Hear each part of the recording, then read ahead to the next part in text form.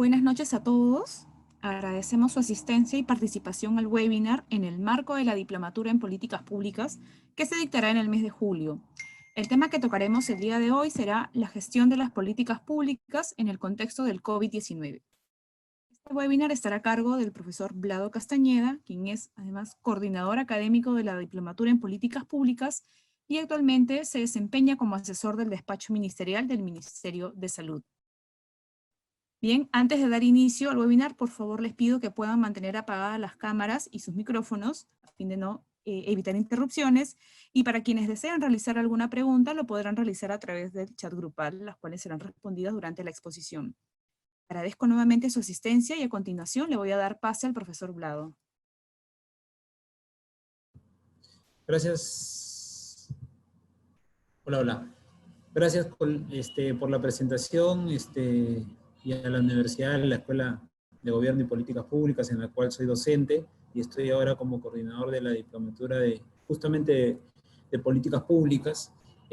Voy a abordar un tema que es de mucho interés en el contexto actual, que es el tema de la gestión de las políticas públicas en el marco del COVID.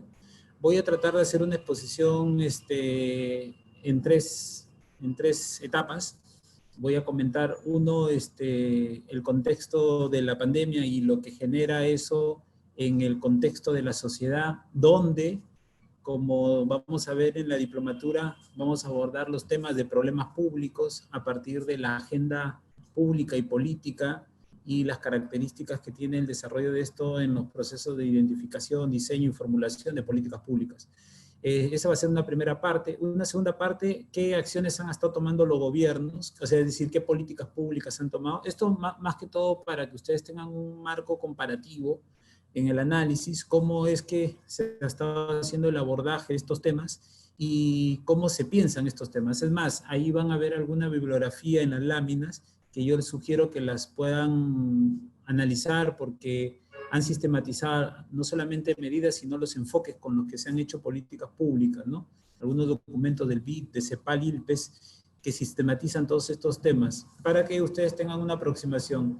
No vamos a entrar en un contexto de valorar lo que se está haciendo en el Perú, sino que tengan un marco de actuación más general, más reflexivo, para que luego ustedes ya con más tiempo, y bueno, y si se animan a llevar la diplomatura, ahí seguro van a tener algunas metodologías asociadas a ciertos conceptos con herramientas para el desarrollo de lo que es todo el ciclo de políticas públicas. Y esa es una segunda parte, ¿no? La segunda parte que va a estar asociada a medidas. Y la tercera parte es una parte reflexiva, ¿no? En la perspectiva de por dónde viene la lógica de este nuevo contexto, de esta nueva convivencia social, de estas nuevas formas en las que la sociedad, el mercado, la familia, los hogares, las empresas, el Estado va a tener que trabajar a través de sus gobiernos, en el caso peruano, nacional, regional y local, y sus entidades que están adscritas, desde las cuales se hacen la parte de gestión pública. Entonces vamos a entrar en una reflexión. Vamos a hacerlo, como les digo, rápido, ligero, el paso. Tenemos poco tiempo por la agenda que existe hoy también. Justamente hoy día son 100 días y habrán visto la conferencia hoy que ha dado el presidente, y entonces ahí hay muchos temas que me van a obligar a mí a estar poco tiempo, pero vamos a dar lo más sustantivo y luego ya a la luz de esto algunas preguntas que seguro podré contestar y luego seguro vamos a seguir contactándonos en los diferentes espacios que da la universidad. Voy a compartir mi pantalla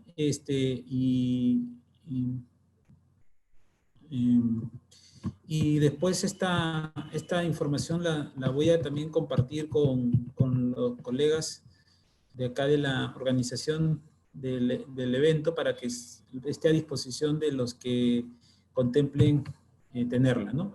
En este contexto voy a ir rápido con las láminas, disculpen la celeridad, pero es para optimizar el tiempo. Las primeras cosas son entender, esta lámina se las estoy dejando para que entiendan las fases que tiene toda pandemia, ¿no? Tiene diferentes momentos la pandemia, de la infección, de la transmisión, de la diseminación, de la posibilidad de eventos recurrentes post-pico de la pandemia, y luego ya viene un enfoque post-pandemia, ¿no? ¿Qué hacer después de que ya la pandemia está bajando, la enfermedad de repente nunca se vaya, siempre va a existir, ¿no? Siempre va a estar ahí latente, pero en realidad las características que ha tenido por el alto contagio y la forma logarítmica en la que sube a veces la pandemia generan estas características. Otra de las cosas que ustedes habrán escuchado es este tema de qué hacer ante esa crecida logarítmica que tiene esta pandemia, ¿no? Y ahí entran lo que se conoce como el martillazo o los martillazos, que se dan a partir de los enfoques de medidas restrictivas, tanto para lo social como para las condiciones de mercado. Y luego viene lo que se conoce como el baile, es cuando ya se comienza a comportar de alguna forma fluctuante, a veces, como le ha pasado a Chile, iba bien y comenzó a subir estrepitosamente, otros países han ido bajando, han ido reduciendo, se va controlando el desarrollo de los casos, y vamos a ver de aquí cómo es el baile en el caso peruano. Los martillazos han permitido en realidad mitigar ciertos esfuerzos con los cuales de repente no íbamos a poder nosotros contener. ¿Cuál es la situación del Perú en la pandemia? Hasta el día de ayer íbamos con 264.000 casos confirmados. Es uno de los países que más pruebas ha hecho en sus ciudadanos. Más de 1,5 millones de pruebas ya se han hecho. Tiene una cantidad importante de funciones, pero la letalidad versus los casos que tiene está por debajo del promedio en función a los registros que se hacen en la Organización Mundial de la Salud, ¿no? Que se registran casos confirmados con pruebas que han tenido letalidad finalmente, ¿no? Por eso que ahí siempre hay una circunstancia de las cifras. Yo los invito, el Ministerio de Salud hace los miércoles ciertas charlas a través de teleconferencias donde explica todas estas evoluciones de las cifras. Algunos datos importantes a nivel de la sala situacional para resaltar: desde hace ya una semana y media, los recuperados tienden a ser mayor tienden a tener un mayor porcentaje de participación cada vez más, ¿no? Estamos en el orden de todos los que tienen resultado positivo, que son 264.000, tenemos un porcentaje de recuperados de casi el 60%. Eso es significativo teniendo en cuenta la cantidad de personas que han resultado positivo. De todas maneras, lo más importante es que todavía tenemos estas defunciones que ojalá comiencen a bajar. Y a nivel de procesos hay que verlo, ¿no? La lógica es tener en cuenta que una vez que sale con resultado positivo, hay que tratar de cuidarse lo máximo posible para no llegar a ser hospitalizado, y en el hospitalizado la atención que se tiene que brindar tiene que permitir no llegar a una unidad de cuidados intensivos y luego a que de repente pueda haber algunos casos de letalidad. La lógica está en esa progresividad que tiene esta pandemia. Eso para que uno tenga la dimensión de los indicadores que siempre son importantes. El índice de positividad que se tiene a partir de las pruebas que se han hecho es del 16%. Voy a compartir algunas cosas que ya son relevantes, que se podrían decir que ha ocurrido en el marco de la pandemia, ¿no? Si no se hubiesen hecho los martillazos, si no se hubiesen hecho las medidas restrictivas a nivel de lo social, a nivel de lo económico, y el esfuerzo hecho en la parte de salud, a pesar de que tenemos un sistema de salud precario, insuficiente para la cantidad y esfuerzo que se necesita, y también altamente fragmentado, diríamos que se han podido evitar una cantidad de casos considerables, según la información estadística que maneja el Centro Nacional de Epidemiología, Prevención y Control de Enfermedades. En el caso de Lima, más o menos 982.000 casos se han evitado. Y en el tema de fallecidos también la cifra es importante, ¿no? En realidad, si hubiésemos tenido el pico en la pandemia, en momentos que no teníamos la capacidad de respuesta, el número de fallecidos también hubiese sido importante, más de 100.000 fallecidos, ¿no?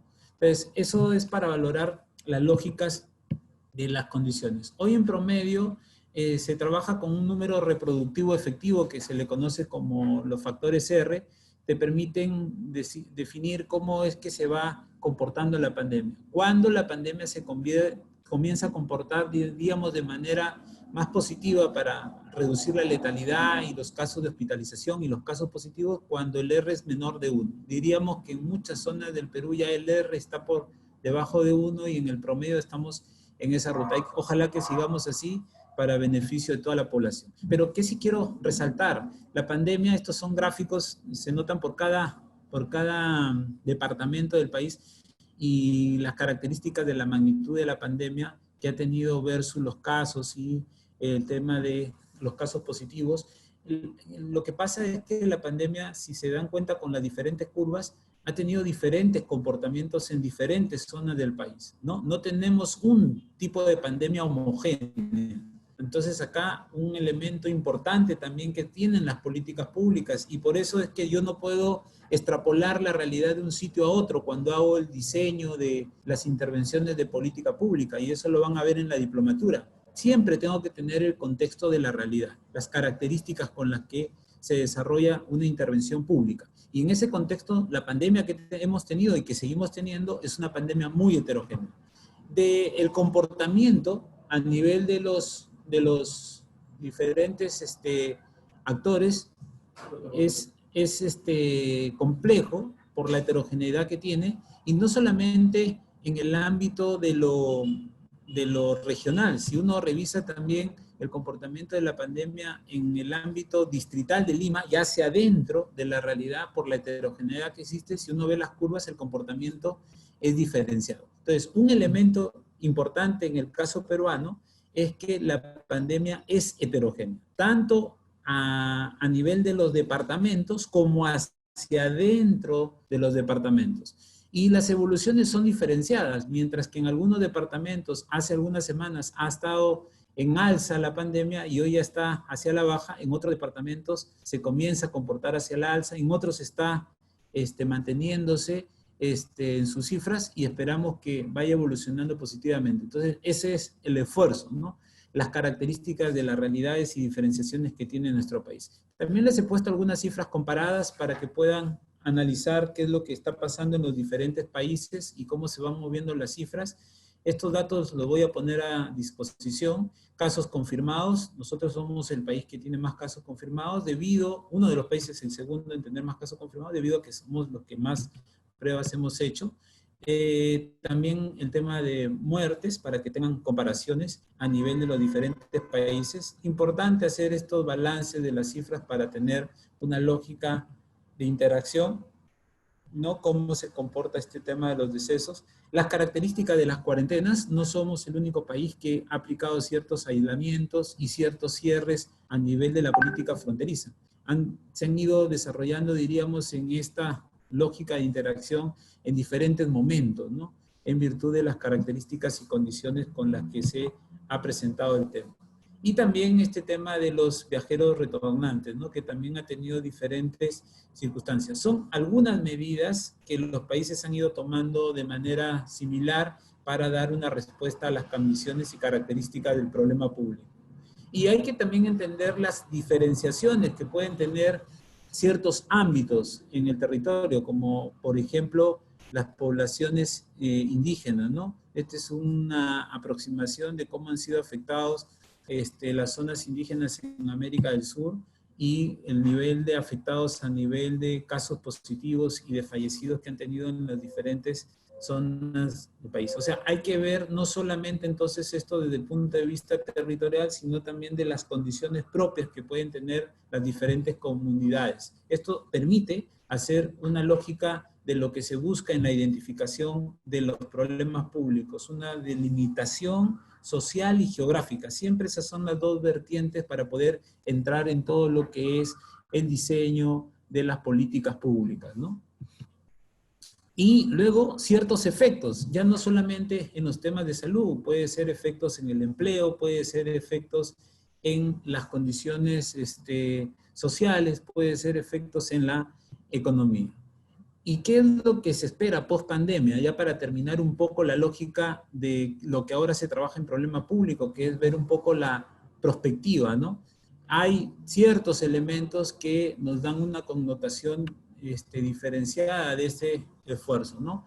Parece que puede haber a nivel económico, por ejemplo, una recesión muy, muy importante, ¿no? Por las características de la disminución del producto per cápita. La actividad económica en Latinoamérica va a sufrir una contracción, según los datos del Banco Mundial, del 7,2% en promedio. Va a haber una disminución de los ingresos per cápita, y eso puede empujar a una cantidad importante de personas, a millones de personas, a la pobreza y la pobreza extrema. Va a caer de repente al punto más bajo en el segundo trimestre todavía de este año la actividad económica por las medidas de mitigación y, bueno, hay condiciones internas y mundiales que van a tener que darse hacia el 2021 para poder ir hacia un nuevo crecimiento y también hay que prepararse para esas cuestiones de oportunidad. Una segunda parte es, entonces, en ese contexto de todo este dimensionamiento del problema, ¿cómo lo caracterizamos el problema, no? Entonces, hay dos tipos de problemas que se van a presentar siempre. Uno, el problema público, donde diríamos que la connotación está justamente en la pandemia, y luego están los problemas de gestión. En la pandemia lo que tenemos es una alta tasa de infección y luego se proyecta un número de muertes importantes a lo largo de todo este proceso de pandemia, ¿no? Según este texto que dice de la política pública frente al COVID del Banco Interamericano de Desarrollo, ahí se proyecta en ese texto que haya un número de 3,2 millones de muertes en toda América Latina y el Caribe. Pero además, la pandemia nos ha desnudado en algunas cosas respecto a problemas de gestión, ¿no? Porque no se cuenta con los equipos sanitarios suficientes en los diferentes países, porque no se tiene todavía los medicamentos o el tratamiento específico para la curación y porque no hay una vacuna para impedir el contagio. Bueno, en todas esas líneas, los diferentes países están trabajando para dar una respuesta más contundente a este problema. Y en ese contexto, ¿por dónde ha ido la estrategia? Por frenar el contagio, ¿no? Cerrando las fronteras, cerrando las economías, y eso está generando pues costos económicos y sociales enormes para cada uno de los países. ¿Qué tenemos hoy y a qué nos acercamos? A que ahora vamos a ver si hay un adecuado comportamiento de la población. Esa es otra de las características que tenemos, y más aún hoy en esta nueva etapa de convivencia. Entonces yo diría, el texto releva dos crisis, ¿no? Este texto releva dos crisis. La crisis sanitaria, por la cantidad de muertes y los efectos directos que tiene la enfermedad, y la segunda crisis, la crisis económica, porque hay un choque negativo de la oferta debido a que cierran las empresas y después también de la demanda, porque no tienen trabajo, no tienen ingresos, baja el nivel de consumo y esa interacción genera un problema económico. Yo estoy agregándole una tercera, que ojalá que no se dé, que es la crisis social. Algo de esto ha habido, por ejemplo, en Chile, debido al aumento de la inseguridad, la pobreza, la vulnerabilidad social que aumenta y se puede dar hasta ciertos niveles de conflictividad social. Acá en el Perú por lo menos no ha pasado, pero puede suceder si es que no tenemos un buen desarrollo de trabajo conjunto, Estado, sociedad, mercado, empresa, sector público, sector privado, sociedad civil. Todos los actores tienen que interactuar para aumentar el tejido social respecto al trabajo de la pandemia. Hay otros aspectos en donde la pandemia, no solamente en lo económico y en lo sanitario y en lo social, se han expresado. Y esto connota ciertas características en lo social. Aspectos ligados a la educación, ha tenido que cambiar la forma de gestión de la educación, el comercio por el cierre de muchos de los locales, aunque ya nosotros en este caso estamos en un proceso de reanudación de las actividades económicas, el turismo, el transporte, que van a cambiar por las características y la connotación de la bioseguridad que necesitamos, el tema de la manufactura, el trabajo en los recursos naturales. Y a partir de eso, la lógica es tener en cuenta ciertos efectos, ¿no? Como por ejemplo, en el mediano y largo plazo, si no se hacen buenas medidas, el quiebre de empresas, reducción de la inversión privada, menor crecimiento económico, menor integración de todas las cadenas de valor asociadas justamente a las actividades económicas, y con eso se puede ir deteriorando las capacidades productivas y de capital humano. Otros efectos de corto plazo en la economía están ligados al mayor desempleo, a la precarización laboral, a los menores salarios e ingresos, el aumento de la pobreza y la pobreza extrema, y los sistemas de salud, que van a tener que asumir mayores costos ante el nivel de fragmentación que existe y a veces en algunos de los países la desigualdad.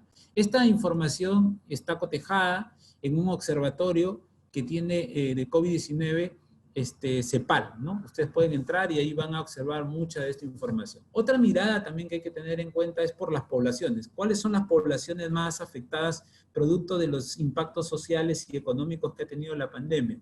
en las mujeres, en los estratos de ingresos bajos y medio bajos, en los trabajadores informales. Imagínense nosotros por la masa crítica que tenemos en informalidad, las trabajadoras domésticas que aumenta su nivel de labor, los niños, niñas y adolescentes por el nivel de, diríamos, de quedarse en sus casas, los jóvenes, las personas mayores, la población rural, los pueblos indígenas, los afrodescendientes, las personas con discapacidad por las características de su condición, los migrantes, en el caso nuestro, los venezolanos, y las personas en situación de calle. Bueno, son poblaciones. Esas poblaciones, a producto de lo que está ocurriendo, van a tener sus propios problemas públicos. Y ahí es donde el Estado tiene que salir con una respuesta institucional que sea adecuadamente diseñada para que luego con ciertas capacidades y recursos pueda ser implementada. ¿Qué han hecho los gobiernos? Vamos a entrar a esta segunda parte, los gobiernos. Aprovechando sus orientaciones ideológicas para la toma de decisiones, la parte administrativa, donde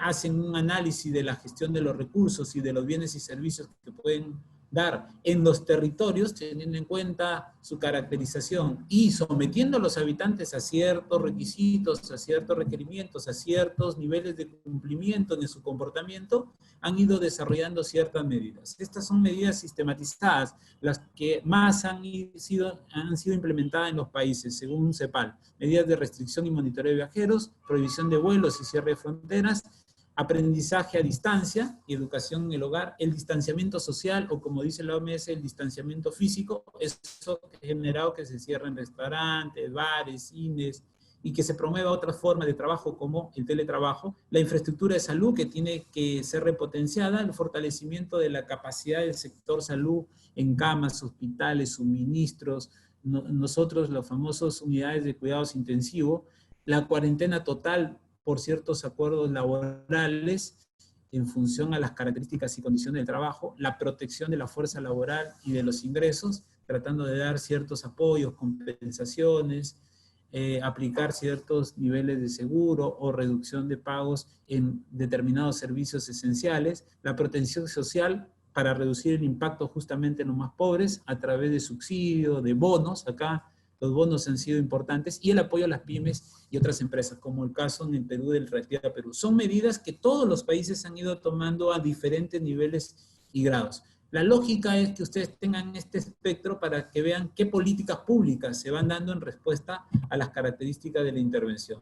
Y esto es la sistematización que ustedes van a poder encontrar en esta página de CEPAL, ¿no? Que están por todos los países y qué medidas se han tomado. Lo relevo para que ustedes tengan información y donde con más tiempo y didácticamente puedan observar estas lógicas de medidas, ¿no? Y medidas de protección que ya lo hemos comentado, como las transferencias monetarias, las transferencias en especies, que también las hemos tenido, los suministros básicos, desde los suministros de servicios básicos con ciertos niveles de suspensión o exoneración de pago, protección social para los trabajadores y ciertos apoyos ya directos a personas y familias. Estas medidas se las coloco, como les decía, para que ustedes valoren, oye, ¿qué hicimos en el Perú? ¿Qué no hicimos en el Perú? ¿Qué interesante se puede hacer en el caso peruano o cómo se podría abordar? Pero quiero decirles del análisis que he hecho de esta información sistematizada en CEPAL, Perú ha tomado varias, casi todas las medidas que se han ido desarrollando. Y la política de subsidios, ¿no? Con diferenciaciones, claro, por ejemplo, en el monto. O sea, no solamente hay que ver la política, ¿no?, que se ha tomado o la medida que se ha tomado, hay que ver cómo se ha tomado, cuáles son las condiciones, las características, los beneficios, cómo se le ha denominado el programa, para que ustedes vean la importancia del diseño. Cuando veamos en la diplomatura, no solamente hay que ver la identificación, sino hay que ver el diseño y cómo se diseña una intervención y cómo se facilita luego su implementación. ¿Cuáles son los retos? Los retos a los que se enfrenta este nuevo contexto está enfocado en 4 elementos, y ahí coincido con este texto del BID. Salvar vidas, eso es lo principal. Proteger a las personas que tienen menor capacidad de sobrellevar la caída de ingresos. Compensar a los trabajadores y a las empresas. No nos conviene que los trabajadores pierdan su capacidad de riqueza, ni las empresas tampoco, porque eso moviliza por un lado el consumo y por otro lado el movimiento del flujo circular de la economía, para poder activar tanto los mercados de factores de producción como los mercados de intercambio de bienes y servicios, y no solamente teniendo en cuenta las condiciones de nuestro mercado interno, sino también en algún momento se va a abrir las fronteras y en algún momento se va a volver al tema de las exportaciones y las importaciones. Y reducir los riesgos económicos sistémicos y los posibles efectos económicos de largo plazo en la pandemia. Eso ya está asociado a la política financiera, que se compone por la política económica, la política fiscal, la política de provisión de bienes y servicios y apoyado en la política monetaria. Esto para que vean las múltiples políticas que comienzan a entrar en el entorno de las condiciones que nos deja este problema público. Y luego nos vamos a ir hacia nuevos contextos, ¿no? Va a interactuar una nueva forma de analizar las condiciones locales y las de la región, teniendo en cuenta cómo van a operar las economías nacionales en función a sus vulnerabilidades, cómo van a ser ahora los modelos productivos y seguro la inteligencia para tener una menor interdependencia global, de tal manera que se pueda mirar de repente más hacia la lógica de mercados internos y la convergencia con los mercados externos, introducir restricciones que se han dado en estos casos. Habría que valorar cómo es que se puede hacer. En muchos países han restringido las exportaciones de ciertos equipamientos médicos y bienes farmacéuticos. Hay problemas en las capacidades productivas justamente de América Latina para poder potenciar su cadena de valor. Vamos a ver también cómo va a ser la capacidad de resiliencia en la lógica de responder mejor con su estructura productiva y la integración regional.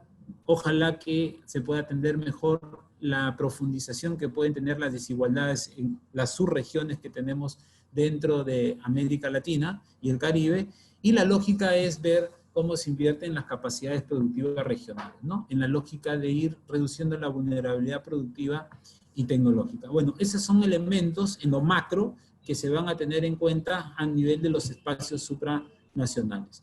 ¿Cuáles son algunas lógicas en las que vamos a tener que poner el esfuerzo? Uno, tratar de que los objetivos no estén enfrentados entre sí. No es que la economía va por un lado y la salud va por otro. No son dicotómicas, como dice el ministro de Salud, se complementan. Hay que ver cuál es el enfoque y el esfuerzo. Ciertamente van a existir ciertas restricciones de financiamiento para poder mejorar la capacidad del sistema sanitario y del contexto institucional, pero esta pandemia está reflejando pues en qué condiciones lo hemos tenido, ¿no? Más de 30 años sin invertir seriamente en el sistema. Hoy se ha visto a la luz que se tiene pocas capacidades para un desarrollo. Felizmente que las medidas han podido aplacar un poco el exceso de demanda que iba a haber, y de todas maneras, aunque no se podía evitar más muertes de las que ya hay, lamentablemente, sí han habido una cantidad importante de contención que se ha tenido que hacer. Y lo otro, el tercer reto, es ver el secuenciamiento, ¿no? Debe haber un orden en las cosas para poder desarrollar y ir hacia una nueva fase. Creo que ahí ir abriendo la fase 1 en la reanudación de las actividades económicas y la fase 2 y comenzar a aumentar el nivel de control y también la tarea de la sociedad en esta lógica de nueva convivencia social van a ser factores importantes. Ciertamente va a haber siempre tensiones entre las dimensiones sanitarias y económicas para poder responder a quién se protege y a quién se compensa como una segunda atención en la lógica de buscar apoyar a los hogares, apoyar a quienes son las unidades de producción en el mercado y tratar de darles espacio para que puedan tener una contención desde el punto de vista financiero. Entonces, en esa lógica, en el contexto institucional, ¿qué se va a tener que abordar? Una mayor capacidad administrativa para aumentar la capacidad de protección social de la población vulnerable, y en un segundo aspecto, desarrollar más los elementos de comunicación política gubernamental.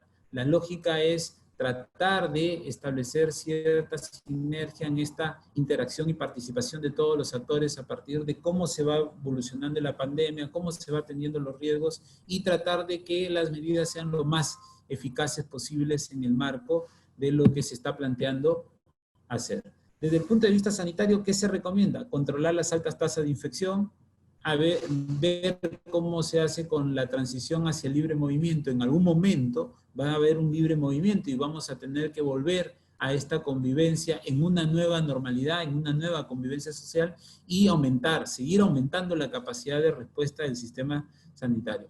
Y hay que tener en cuenta si el confinamiento va a ser estricto o va a ser focalizado en las consideraciones que vamos a tener post-cuarentena.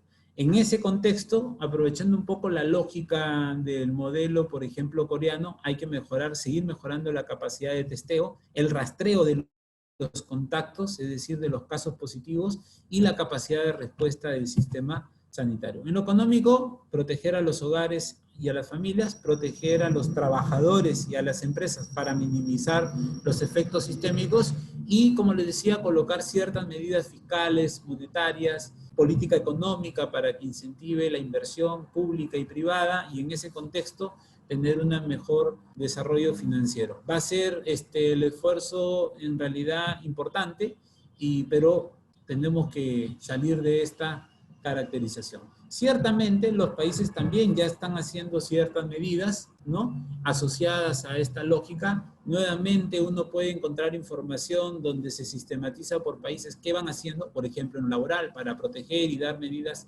que atiendan a las capacidades que tiene el mercado o que tienen las empresas o a las condiciones que necesitan los trabajadores. En el apoyo a las familias también eso ha sido importante para el tema de, en algunos casos, aliviar los aspectos tributarios, en otros casos controlar los precios o dar facilidades de pago a créditos.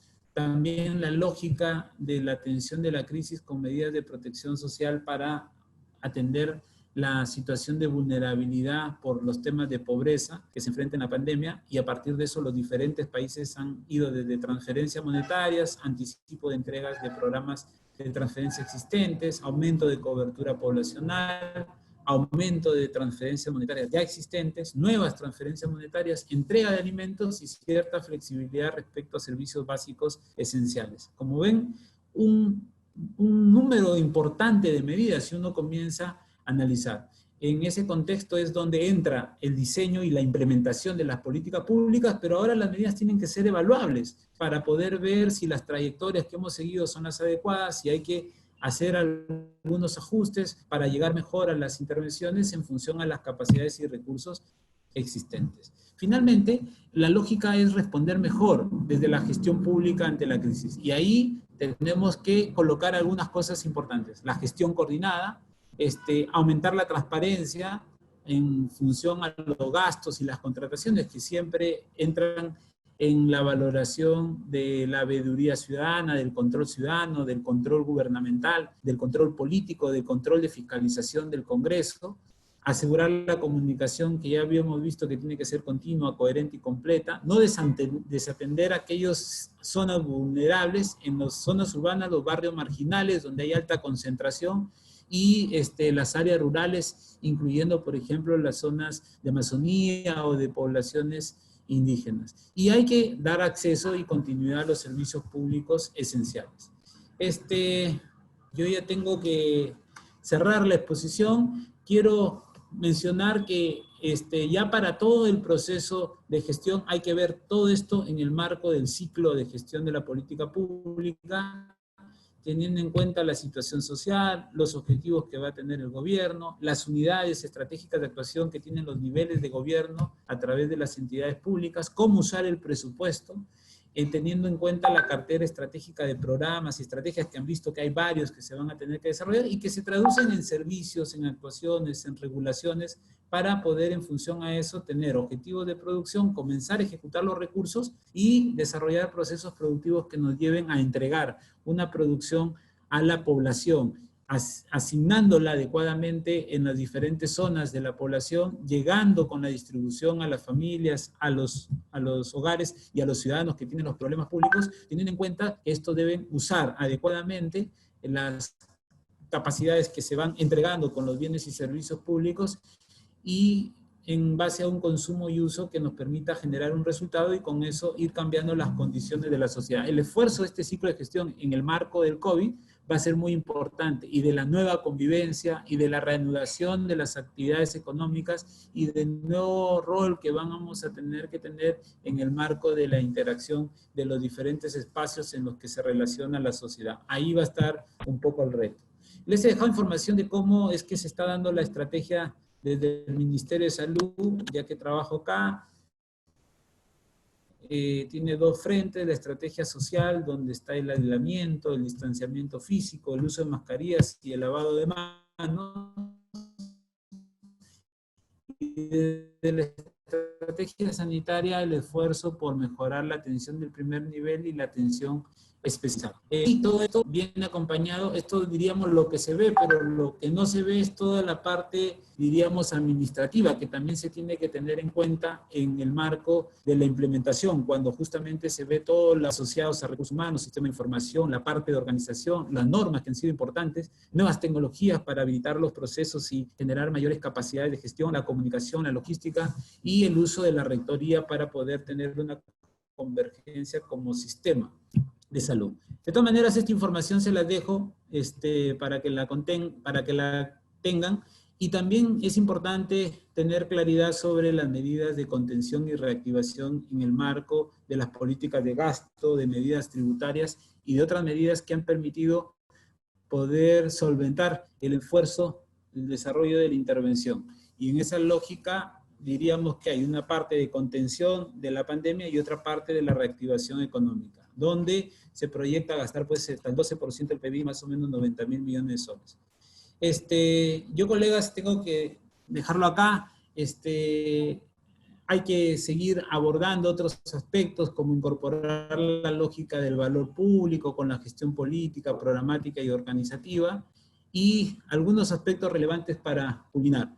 Uno, afianzar la nueva convivencia social, mejorar las interrelaciones del mercado y el flujo circular de la economía. Es importante, coincido yo, que hay que ir por un sistema unificado integrado de salud que nos encuentre mejor preparados. El desarrollo centrado en la prospectiva, hay que ver más los sistemas de alerta ante los riesgos o oportunidades con sistemas de alerta temprana en lo social y en lo económico, y la gestión pública va a ser más dinámica, va a exigir analizar riesgos, tener mayor flexibilidad administrativa. Se han sacado un montón de decretos de urgencia debido a que si actuábamos con lo que estábamos teniendo normalmente, de repente la capacidad de respuesta no hubiese sido lo ideal. Y finalmente hay que aumentar el valor público. Y nos vamos a enfrentar a que los temas son multidimensionales, son multifuncionales y son multisectoriales. Y ahí la lógica de la intersectorialidad, de la multisectorialidad y de la intergubernamentalidad van a ser factores importantes. Disculpen que haya sido así de rápido, es porque los tiempos son precisos y les agradezco por su tiempo y su atención. Gracias.